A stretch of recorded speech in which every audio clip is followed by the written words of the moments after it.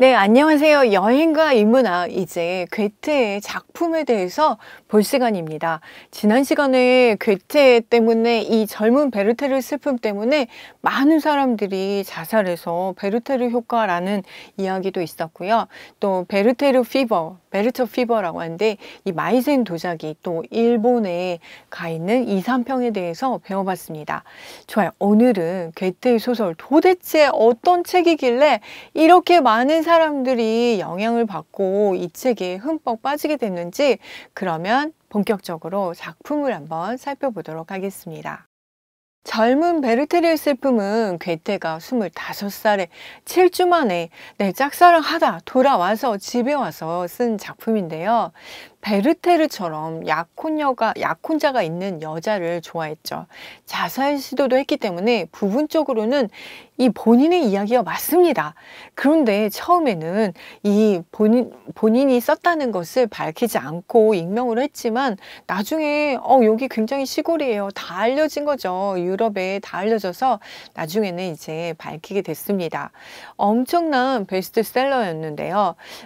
책은 길지 않습니다. 편하게 읽을 수 있고요. 여러분 반나절이면 다 읽을 수 있을 것 같습니다. 이 책의 구성도 굉장히 단순하게 돼 있어요. 1부에서는 1771년부터 10월까지 편지를 보낸 내용이 있는데 로테를 만나서 사랑에 빠진 부분이고요. 2부에서는 로테를 잊기 위해서 떠납니다. 그런데 그녀가 결혼했다는 소식을 듣고 찾아가서 다시 로테를 만나고 그리고 좌절하고 자살하는 부분으로 이어져 있습니다. 또 2부 후반부에서는 편집자가 전면에 등장해서 베르테르 편지지만 전달되지 못한 사건들 이런 것 뒷얘기 이런 것들을 독자들에게 이야기하고 있습니다. 이 소설의 특징은 서간체 형식으로 되어 있다는 겁니다. 서간체 뭐죠? 편지 글이라는 거죠. 그래서 제가 몇 년, 몇 월, 며칠 하고 쓴 편지, 또 몇 년, 몇 월, 며칠 쓴 편지들이 주르륵 나열된 형식으로 되어 있습니다. 베르테르가 친구 비렐름한테 편지를 쓰는 스타일로 되어 있고요. 원래 서간체는 내가 한번 보내고 받는 사람이 한번 보내고 그 편지를 같이 양쪽으로 같이 놓고 쓰는데요. 이 소설에는 베르테르만 비렐름한테 보내고 비렐름이 쓴 편지 내용은 전혀 없습니다. 그래서 마치 이렇게 비렐름 네가 이러이러 이야기했던 거 그거 나는 지금 어때? 이런 식으로 일방적으로 베르테르 입장에서 쓴 편지들만 보여주고 있습니다. 그러다 보니까 이 시점은 1인칭 화자, 말하는 사람의 주관적인 문학 형식이 그대로 드러났어요. 사건 중심이 아니라 베르테르의 개인적인 감정, 내면의 감정을 쏟아낸 거죠. 이전의 주인공들은 어땠냐면 행동이나 주변 인물들, 사건을 통해서 내면을 우리가 공감하는 건데 이건 주인공이 대놓고 내 감정은 사랑에 빠져서 미칠 것 같아, 죽고 싶어 이런 감정을 그대로 보여주는 거죠. 그래서 굉장히 달랐어요. 소설 이전에 나왔던 소설과는 정말 다른 양상을 보여줬고요. 이 책이 나왔을 때 제가 아까도 이야기했지만 괴테 본인의 이야기 이것이 더욱 그래서 사실적으로 느껴졌고 주인공이 느끼는 이 감정의 변화가 더 독자들에게 실제적으로 리얼하게 느껴져서 그래서 이 책에 더 많은 사람들이 공감했던 것 같습니다. 괴테를 정말 유명인사로 만든 작품이에요. 근데 괴테는 본인이 이 책 때문에 여러 사람이 자꾸 자살하고 이런 거 별로 좋아하지 않았어요. 그래서 괴테는 그리고 또 친구 캐스트너가 나는 이렇지 않았다라는 것을 밝히고 이렇게 했기 때문에 괴테는 이런 이야기를 합니다. 나는 내가 체험하지 않은 것은 단 한 줄도 쓰지 않았다. 그러나 단 한 줄의 문장도 체험한 거 그대로 쓰지는 않았다. 이렇게 교묘하게 이야기하고 있습니다. 이 작품에서 베르테르는 알베르트라는 약혼자가 있는 여인 샬로테를 만나서 운명적인 사랑을 느낍니다. 그러니까 현실에서는 캐스트너, 작품 속에서는 알베르트. 근데 베르테르와는 성격이 완전히 좀 다르고요. 베르테르는 감정적인 그런 인물로 보여지고요. 알베르트는 마치 장모님이 제일 좋아할 것 같은 그런 사위감, 사육감으로 아주 고르기 딱 좋은 그렇게 성실하고 그런 사람입니다. 역시 실제 캐스트너와 약혼 샬롯테와 사랑에 빠지고 괴테도 사랑에 이렇게 빠지게 됩니다. 베르테르나 괴테는 모두 제가 봤을 때는 굉장히 일방적인 사랑이에요. 물론 이 글의 양식도 서간체이기 때문에 베르테르가 자기 이야기만 하고 있지 뭐 샬롯테가 어떻게 했다라는 게 사랑의 표현 하나도 없습니다. 그래서 저는 이거 좀 이거 너무 일방적으로 짝사랑하다 이렇게 된 건가? 이런 생각도 정말 많이 하고, 실제로 캐스트너가 이런 얘기 했잖아요. 진짜 만난 건 3개월도 안 되고 둘이 만난 적 한 번도 없다. 나랑 셋이 이렇게 만난 건 있어도 이런 이야기를 할 정도로 괴테의 일방적인 사랑이었던 것 같고, 여기서도 이 작품 속에서도 베르테르의 감정만 이렇게 보여줬기 때문에 우리는 일방적인 사랑이라고 이렇게 확실히 더 느낌이 있는 것 같습니다. 실제로 괴테가 제가 아까 단둘이 본 적도 없고 이렇게 했다고 이야기했습니다. 근데 괴테가 떠나자 캐스트너는 자기의 결혼 소식을 알렸어요. 괴테한테 실제 편지 썼어요. 둘 다 대학 때부터 알던 사이니까 내가 지금 이 샬롯테와 약 결혼식을 했고, 그리고 우리 친구 예루살렘 있잖아. 걔 자살했어. 유부녀 좋아하다가 그게 마음대로 안 되자 그냥 자살했어. 라는 내용을 괴테한테 보냈는데 이게 젊은 베르테르 슬픔에 그대로 들어가 있어요. 그러니까 중요한 에피소드도 다 들어가고, 예루살렘이 굉장히 어떻게 죽었는지 이 얘기를 자세하게 캐스트너가 괴테한테 써줬어요. 예를 들어서 총 어떻게 빌려갖고 이 자살한 사람은 당시에는 장례식을 안 해주거든요. 그래서 성직자가 장례식에 참가하지 않았다는 이런 내용까지 보내줬는데 이 부분이 그대로 다 정말 상당 부분은 캐스트너가 쓴 내용들이 그대로 젊은 베르테르의 슬픔에 들어있다고 보시면 되겠습니다. 현대적인 관점에서 보면 약혼자가 있는 여자를 사랑하는데 사실은 그녀의 마음을 알 수 없고 짐작만으로 그려지는 거죠. 베르테르는 약혼자가 있는데 그 여자의 집에 수시로 드나들어요. 그리고 뭐 어디 갈 때마다 따라다. 그리고 뭐 누구 도우러 가면 그 집 따라가. 같이 가. 뭐 여기 온갖 데를 다 같이 다닙니다. 마치 진짜 어떻게 보면 이거 스토커 아니야? 이런 생각까지 들 수 있도록. 그런데 실제 제가 이 소설에 대한 감상문을 학생들에게 과제로 낸 적이 있는데요. 이렇게 이야기하는 학생들 많았어요. 베르테르의 너무 일방적인 사랑이다. 스토커적이다. 데이트 폭력 같은 사회 문제로 야기될 수 있다. 이런 의견도 상당히 많았습니다. 왜냐하면 롯데가 베르테르를 정말 사랑했는지 알 수가 없기 때문에 더 이런 부분이 커진 것 같습니다. 베르테르가 그토록 사랑했던 여주인공 롯데, 그러면 어떤 여성인지 지금부터 보도록 하겠습니다. 네, 여주인공 롯데는 정말 어떤 여자였을까요? 롯데는 괴테가 변호사 면허를 따고 이 베칠라르 고등법원에 가게 되는데 거기에서 무도회에서 처음 만납니다. 이 젊은 베르테르 슬픔에서도 무도회에서 같이 춤추는 장면이 굉장히 유명한데요. 춤추고 나서 밖에 나와서 클럽스톡이라고 외치면서 서로 어떤 감정이 서로 느껴지는 거, 이게 전기가 일었다라는 걸 느꼈다라고 베르테르는 쓰고 있는데요. 그렇게 만났습니다. 작품 속에서 롯데는 원래 이름이 샬롯테인데요. 애칭이 롯데예요. 작품 속에서 19살의 어린 나이에 일찍 돌아가신 엄마를 대신해서 8명의 아이 동생들을 돌보고 있고요. 주변에 아프고 어려운 사람들이 있으면 가서 도와주고 일하고 수호천사 같은, 게다가 아름답고 지적이에요. 시도 많이 알고, 게다가 춤도 잘 춰요. 아주 열정적이고 팔방미인, 이렇게 보시면 되겠습니다. 괴테는 자서전 시와 진실에서 뭐라고 했냐면 샬롯테를 가장 이상적이고 바람직한 여성이다. 천사 같은 성품의 여성이다. 근데 괴테는 아까도 얘기했지만 사랑꾼이어서 다른 여성들도 다 극찬했습니다. 어쨌든 금방 괴테가 이렇게 지금 샬롯테에 푹 빠져 있는 것 같았는데 바로 다른 여자와 릴레이션에만 약혼하기 때문에 이 사랑이 정말 사랑인가? 이런 생각도 들긴 합니다. 어쨌든 젊은 베르테르의 슬픔 2편 나올 수 없습니다. 벌써 다른 여자와 사랑에 빠졌거든요. 어쨌든 사람들은 베르테르한테만 푹 빠진 건 아닙니다. 롯데한테도 푹 빠졌어요. 롯데한테 반한 사람이 정말 많았는데 우리나라에도 있습니다. 누굽니까? 우리나라에서 롯데는 롯데로 번역됐고요. 우리나라 롯데그룹은 바로 신격호 회장이 젊은 베르테르 슬픔을 감명 깊게 잊고 여주인공 롯데의 이름을 따서 지은 것이 지금의 롯데입니다.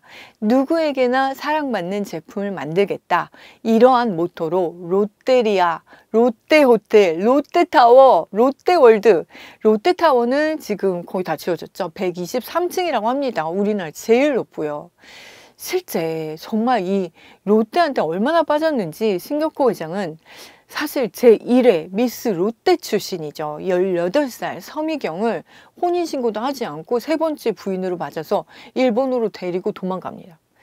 우연이 아닌 것 같아요. 어쨌든 당시 신격호 회장은 나이가 50대 후반이었는데 일본으로 납치하다시피 해서 서미경을 데려왔습니다. 근데 사실 지금 롯데의 알짜배기는 다 서미경과 그녀의 딸이 다 가졌다는 얘기도 있습니다. 어쨌든 롯데한테 반한 사람도 굉장히 많이 있습니다. 네, 괴테는 음악에도 정말 관심이 많아서 음악과도 관련이 많습니다. 모차르트, 괴테가 마술피리 2편, 2부 써줍니다. 멘데스존은 원래 되게 진짜 천재, 어렸을 때부터 천재의 음악가인데요. 17살 때 세익스피어 한여름밤의 꿈에서 반해가지고 결혼행진곡, 결혼식 때 치는 거 있잖아. 그 음악을 만든 사람이 멘데스존입니다. 그런데 이 멘데스존이 12살에 72세에 괴테 앞에서 연주를 하고 괴테가 아주 만족해하고 칭찬했다는 일화도 있습니다. 슈베르트도 괴테를 굉장히 좋아했는데요. 근데 정말 우연인지 어떻게 된 건지 모르겠지만 슈베르트는 괴테에게 편지를 여러 번 보냈습니다. 그런데 직접 만나지는 못했고요. 18살에 괴테의 시를 읽고 마왕이라는 작품을 작곡했습니다.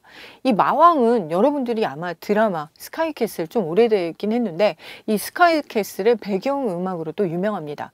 이따 나중에 시간이 되시면 슈베르트의 마왕을 꼭 한번 보셨으면 좋겠습니다. 또 베토벤은 괴테의 에그문트 희곡인데요. 이거를 읽고 감명받아서 교향곡 에그문트를 작곡합니다. 괴테는 베토벤이 처음 연주회를 하는데 직접 에그문트 연주회에 직접 관람하고 매우 감동해서 베토벤에게 감동의 감사의 인사를 했다고 합니다. 그리고 이 베르테르 사중주를 유명한 브람스가 있습니다.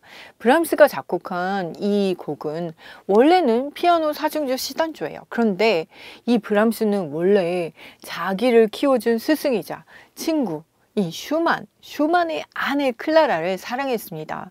이거 뭡니까? 스승의 아내인데 이루어질 수 없는 사랑이죠. 이 아픔을 표현한 게 바로 피아노 사중주 시단조였는데 이거를 출판업자한테 보내면서 악보 표지에 그림을 하나 그려 넣어 달라고 합니다.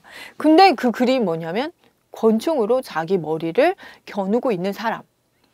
그러면서 더 이상 할 일이 남아있지 않기 때문에 아니면 그렇게 할 거 아니면은 내 사진을 보내줄 테니 여기에 푸른색 코트, 노란색 바지, 승마용 부츠. 네, 누구 건지 아시죠? 바로 베르테르의 트레이드마크 의상입니다. 요거를 좀 입혀달라. 그림을 좀 그려달라. 이렇게 이야기해서 바로 브람스의 이 곡은 베르테르 사중주라는 이름을 얻게 되었습니다.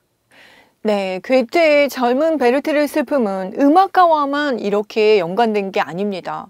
나폴레옹과도 인연이 있습니다. 나폴레옹이 독일을 침략했었죠. 베를린 함락시켰죠. 이때 괴테를 만나고 싶다고 요청해서 3번을 만납니다. 나폴레옹은 사실 괴테의 광팬이었어요. 전쟁 중에도 항상 주머니에다가 이 젊은 베르테르의 슬픔을 넣고 다녔고 그래서 이집트 원정 갈 때도 가지고 다녔다고 합니다. 7번을 읽었다라는 이야기를 했고요. 베를린 함락했을 때 이거 만나게 해달라고 했을 때 괴테 나이가 이제 60살이고 나폴레옹은 젊디 젊은 40살인데 그래도 괴테를 만나게 해달라 이렇게 부탁을 해서 네, 이 만남은 주선이 됩니다. 네, 사실 근데 7번 읽었다고 하지만 이 책 진짜 짧아서 제가 벌써 반나절이면 한 게 있기 때문에 뭐 이걸 7번씩 외웠나? 이런 생각도 들었습니다. 그렇다면 나폴레옹은 네. 괴테한테 어떤 이야기를 하고 싶어서 만나고 싶어 했을까요? 나폴레옹의 질문이 상당히 많았다고 합니다. 왜 이 부분은 이렇게 처리했어요? 왜 이거는 이치에 맞지 않아요? 도대체 어떻게 된 거예요? 이렇게 질문을 했었고요. 만나고 나서 사실 사람들이 뭐라고 했냐면 사람들이 나를 잊을지는 몰라도 나 나폴레옹은 잊을 것이다. 근데 괴테는 영원히 기억될 것이다. 라는 말을 남겼습니다. 그러면서 펜은 칼보다 강하다. 나폴레옹과 만난 이야기는 자세히 밝혀지진 않았어요. 괴테도 구체적으로 물어봤는데 주변에서 계속 물어봤는데 어떻게 고치고 어떻게 무슨 이야기를 했는지는 밝히지 않았습니다. 다만 추측컨대 바뀌어진 것들이 있었는데 베르테르의 죽음의 원인을 사랑으로만 좀 집중하게 해달라. 요것이 나폴레옹의 요청사항이었던 것 같습니다. 죽음의 의미를 어떻게 손상된 명예심으로 하면 롯데에 대한 사랑의 의미가 희석되니까 여러분 지금 이야기하면서 제가 느끼는 건 나폴레옹과 괴테 둘 다 사랑꾼 같은 그런 느낌을 굉장히 많이 받죠? 맞습니다. 그래서 이후판에서는 사랑에 집중하고 다른 이야기는 좀 삭제했습니다. 그래서 나폴레옹이 만났을 때 이렇게 이런 이야기가 있었을 것이다 라는 이야기가 전해지고 있습니다. 네, 베르테르가 롯데가 있는 이곳에 오게 된 것은 순전히 우연히 경치가 좋아서 머무르게 된 곳입니다. 이 소설의 배경이 되는 바라임, 이곳은 베르테르는 여기서 책도 보고 산책도 하고 그냥 한량이에요. 아무것도 할 일 없이 그냥 유유자적 노는 사람입니다. 괴테처럼 베르테르도 시민계급이었지만 상당히 부유한 편이에요. 사실 돈도 없고 아무것도 없으면 다른 지역 가서 이렇게 먹고 놀고 할 수는 없잖아요. 베르테르 성격이 근데 좀 한성격 하는 걸로 보이죠? 네, 맞습니다. 자존심이 매우 강하고 독립적이고 세상과 타협하지 않는 그런 사람입니다. 내가 원하는 세상, 그런 사랑, 그런 게 아니라면 차라리 죽음으로써 모든 걸 포기하겠다. 이런 사람입니다. 그래서 이 괴테가 그리는 이 베르테르 이 사람의 성격, 베르테르 정신이라고도 하는데요. 자존심 강한 이 성격, 이거를 그 당시에 굉장히 좋아했다고 합니다. 왜요? 이렇게 세상이 싫으면 내가 차라리 죽어버리지. 이렇게 하는 게 도대체 지금으로 보면 좀 이해가 안 되는 그런 느낌인데요. 당시에는 굉장히 여러 가지 불합리한 이제 시민혁명이 아직 일어나지 않고 독일에서는 그렇지 않은 상황에서 억압된 귀족들의 이런 절대 권력, 이런 왕권, 그 다음에 종교계 이런 사람들의 절대 권력 말고 나머지 시민들은 굉장히 억울하고 힘든 일들이 되게 많았는데요. 그래도 자존심을 씻기는 그런 베르테르를 부러워했다고 합니다. 어쨌든 베르테르는 주저없이 세상을 버리고 젊은 패기가 넘치는 그런 모습인데요. 젊었을 때 괴테의 모습과 정말 똑같습니다. 네, 도대체 그러면 왜 사람들은 그토록 베르테르한테 빠졌을까요? 아까도 얘기했지만 자존심 강한 그 성격, 형식적인 틀에 박힌 삶보다 자연을 좋아하고 그 다음에 또 사랑. 아니 그 당시에 그러면 사랑 안 했습니까? 했습니다. 사랑은 사랑을 한 게 아니라 이 계약 관계에 의한 정략 결혼이죠. 결혼이나 사랑 이런 것들 사랑을 해서 결혼한다 이게 아니고 계산을 해서 결혼한다가 맞습니다. 이런데 사랑에 푹 빠진 베르테르를 보고 사람들이 좋아한 거죠. 그리고 실제로 이 상당 부분에서 2부에서 많이 보여지는데요. 베르테르도 관료 생활, 공무원 생활 한 거잖아요. 근데 유리천장을 경험했다고 합니다. 이 유리천장이 뭐냐면 글라스 실링이라는 건데요. 귀족이 아닌 사람이 사회적으로 올라갈 수 있는 한계가 있어요. 아까 괴테의 아버지도 최고 올라갈 수 있는 게 뭐였죠? 법률가였어요. 그래서 법률가를 하라고 했는데 이곳에서도 마찬가지로 베르테르도 그렇게 느낍니다. 귀족들의 어떤 틀에 올라가지 못하는 내가 아무리 똑똑하고 잘나도 어느 이상 올라갈 수 없는 글라스 실링을 느끼기 때문에 이 문제가 이 베르테르의 슬픔에서도 상당 부분 보여지거든요. 그래서 이런 것들 때문에 이제 사람들이 공감을 했던 것 같고, 괴테도 이렇게 느꼈을 거예요. 이 공직 생활을 하면서 귀족들과 이런 이제 약간 그런 것들을 많이 느꼈을 거예요. 그래서 새벽 3시에 그렇게 도망간 것이 아닌가 저는 생각을 합니다. 이 글래스 실링은 요즘 굉장히 많이 사회적으로 신문에도 많이 나오는 말이죠. 충분한 능력과 자질을 갖추었음에도 조직 내에서 관행처럼 문화처럼 굳어진 어떤 부정적인 인식들로 인해서 올라가지 못하는 거야. 승진이 차단되는 그런 상황을 비판적으로 표현한 용어예요. 특히 성별, 인종적 이런 장벽으로 생기는 것들을 글래스 실링이라고 합니다. 괴테가 에커만에게 보낸 편지가 있는데요. 많은 사람들이 괴로워하고 죽고 이러는 자살하는 이런 것들 때문에 이 문제에 대해서 이야기했습니다. 괴테는 행복이 저지당하고 사회적 활동의 길이 막히고 또 바라던 일이 이루어지지 않는 것은 어떤 특정한 시대의 결함이 아니다. 모든 개인이 가지고 있는 결함이기 때문에 모두 다 그런 고통을 우리는 다 느낀다. 그리고 괴테는 만일 모든 사람들이 살아가면서 베르테르가 마치 바로 자신을 위해 쓴 것처럼 이렇게 생각되는 순간을 한 번도 경험하지 않는다고 해서 반드시 좋은 일은 아닐 것이다. 우리는 어느 시대든 누구에게든 힘든 시기가 있고 누구나 한 번쯤 베르테르처럼 죽음을 생각해 본 적이 있을 거예요.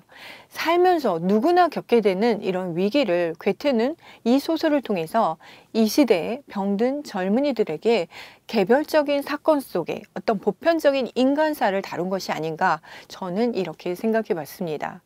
사실 괴테는 정말 많이 괴로워했었거든요. 그러면 젊은 베르테르의 슬픔에 열광한 이유 다시 한번 구체적으로 살펴보도록 하겠습니다. 네, 젊은 베르테르의 슬픔에 열광한 이유 좀 더 구체적으로 보겠습니다. 시민계급이었던 베르테르가 이 사회적 좌절에 느끼죠. 그리고 많은 사람들이 이 부분에 공감했고, 그리고 어떤 규범, 관습, 관행 이런 거에 타협하지 않고 반항하는 이 개인의 모습에 카타르시스를 느꼈을 거예요. 귀족, 정치인을 이렇게 풍자하는 모습에서 독자들은 대리만족을 느꼈을 것 같습니다.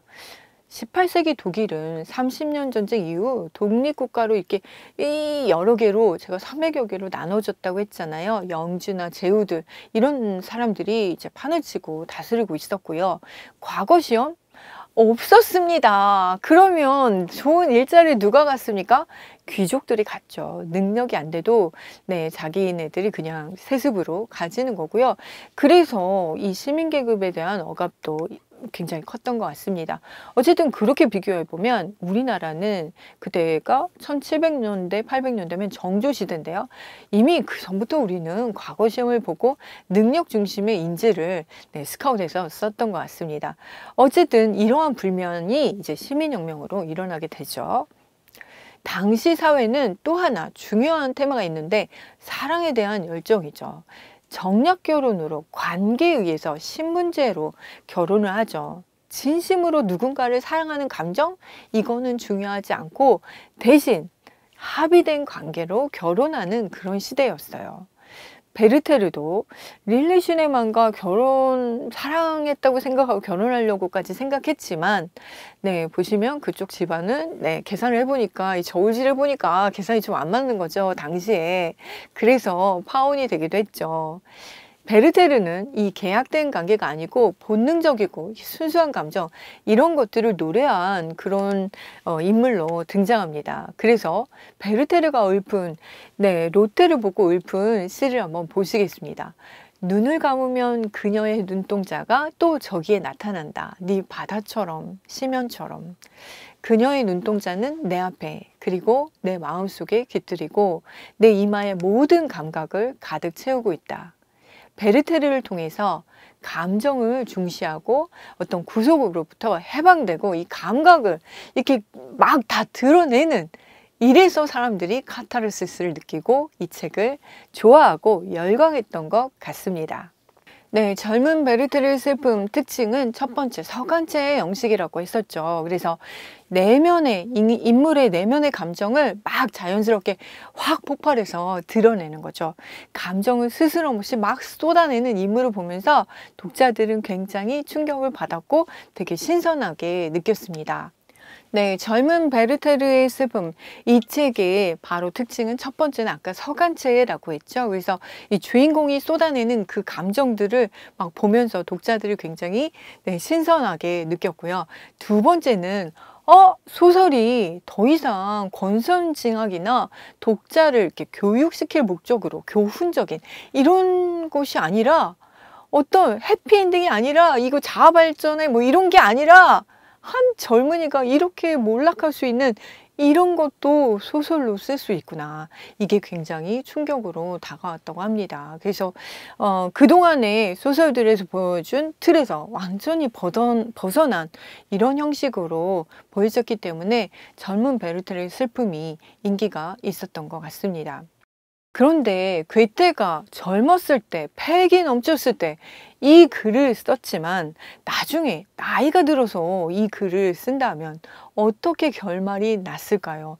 사실 괴테는 시대마다 굉장히 시기별로 다른 메시지를 담고 있습니다. 정말 다양한 경험을 많이 했죠. 공무원도 하면서 제가 아까 광물학, 지질학, 식물학, 거기 화가 이런 모든 것들을 다 경험한 사람이에요. 그런데 이 단 7주 만에 젊었을 때 이렇게 쓴 책과 괴테가 중년기에 말년에 쓴 책은 정말 많이 다를 거예요. 메시지가 다르겠죠. 그 중에서도 크게 세 가지로 볼 수 있는데 첫 번째는 이 젊은 베르테르의 슬픔을 쓴 청년기가 있고요. 그 다음에 여기서는 자존심생 괴테의 모습 그대로 다 보여주고 있습니다.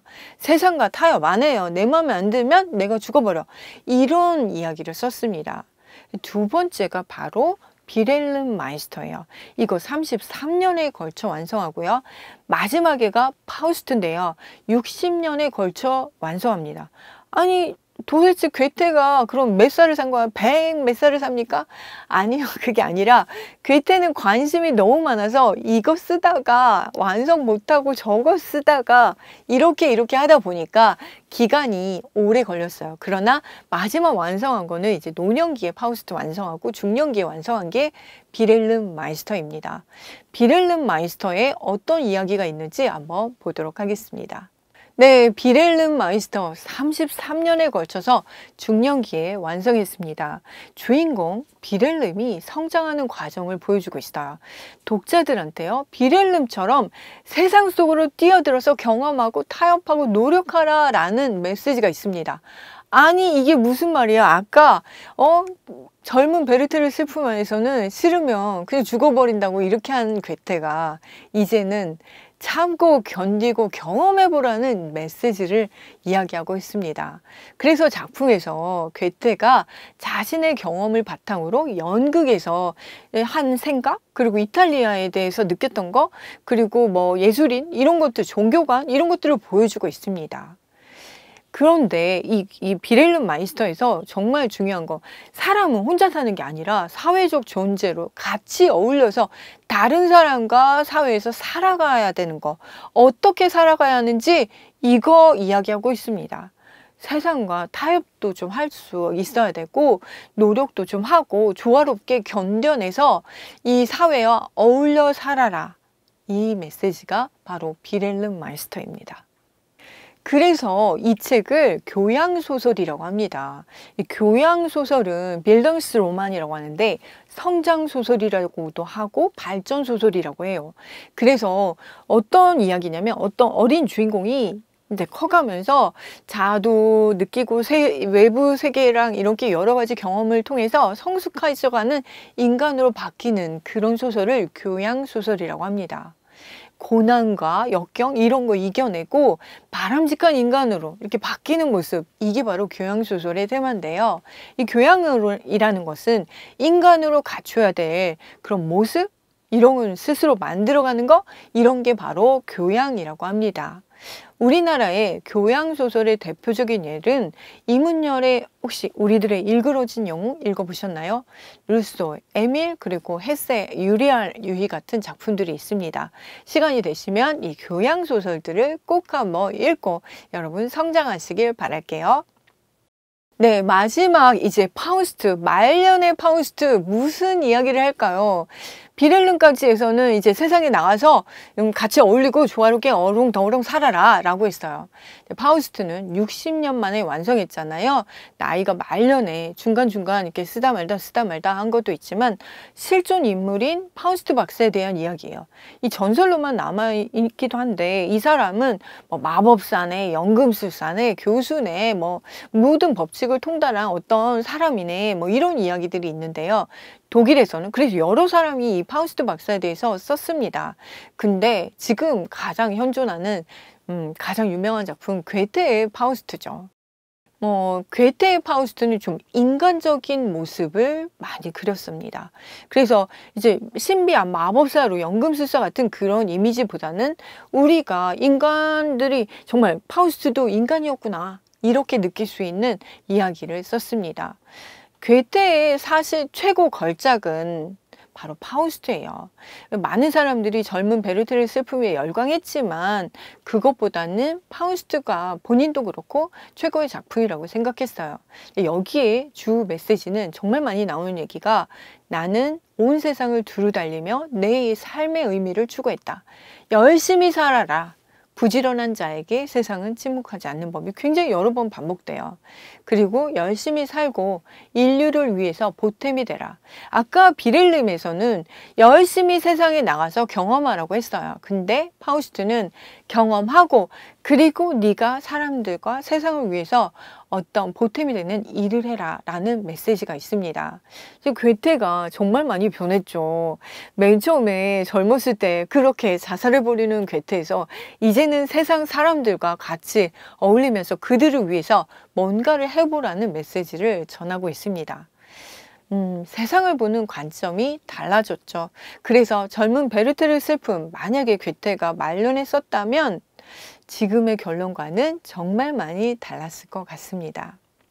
네, 이제껏 괴테의 작품들 그리고 시기별로 어떻게 변했는지 살펴봤습니다. 저는 여러분들도 괴테의 책을 한번 다시 한번 읽어봤으면 좋겠고요. 다른 사람들은 괴테를 어떻게 평가했을까요? 네, 프리드리히 니체는 너무나 인간적인 에서 훌륭하고 위대한 인간일 뿐만 아니라 하나의 문화였다 이렇게 이야기했어요. 괴테를. 그리고 알베르트 슈바이처 괴테서거 100주년 기념연설을 했는데요. 이 기념연설은 아무나 하는 거 아닙니다. 이 기념연설에서 토마스 만도 200주년 기념연설을 했는데 어쨌든 괴테에 대해서 굉장히 독일 사람들이 자부심을 가지고 본받아야 될 인물로 괴테를 뽑았습니다. 저는 알랭드 보통 굉장히 좋아하는데요. 알랭드 보통은 젊은 베르테르의 슬픔이 아니라 젊은 베르테르의 기쁨이라는 책을 냈어요. 철학에 대한 그런 고민을 이 책에 담았습니다. 여러분 이제 독일 이렇게 마무리하고요. 다음 시간에는 이제 스페인으로 여행을 떠나보도록 하겠습니다. 수고하셨습니다.